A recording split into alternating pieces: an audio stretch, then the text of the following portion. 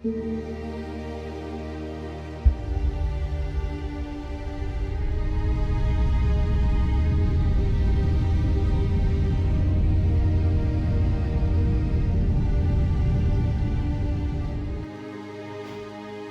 is one piece of information that you think everyone should know? This is where we're going to talk about consciousness. Consciousness seems to be the foundation for the phenomenon. That is how humans perceive the phenomenon and how the phenomenon perceives humans. There seems to be a consciousness aspect to this.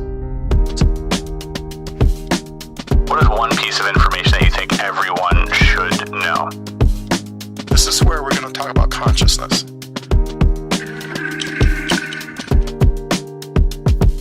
Waruya, Nurunga Milagwayambela, Waruya, Yunju.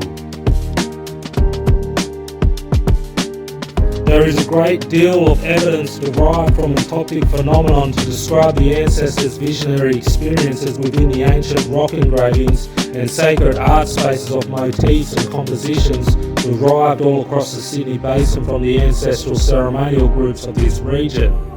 The entoptic phenomena is connected to the outside world and the inner world and was dependent on their state of consciousness, how they experienced the dreaming, and the dreaming was a way to understand the forces of existence, and this existence affected ancestral consciousness via this muru, via this pathway, via this route. These sacred spaces are related to consciousness within the visual phenomenon.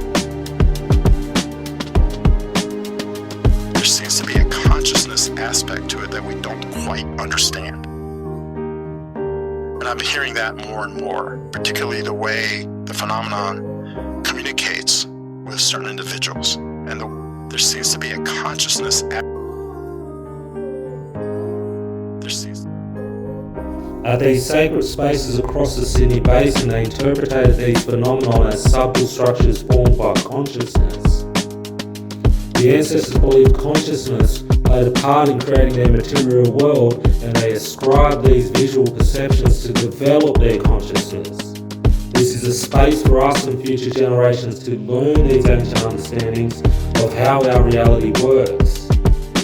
In the past, colonial academia could not understand this phenomenon through their observations of these sacred rock engravings, and therefore could not comprehend the spiritual relevance of this phenomenon, but we now have the ability to comprehend these messages left behind at these sacred spaces as more dependent on kinds of mental imagery, and the ability to manipulate mental images as we partake in our awakening of our perception and consciousness, and looking outside traditional methods of research for interpreting our sacred spaces. This is within visual phenomenon.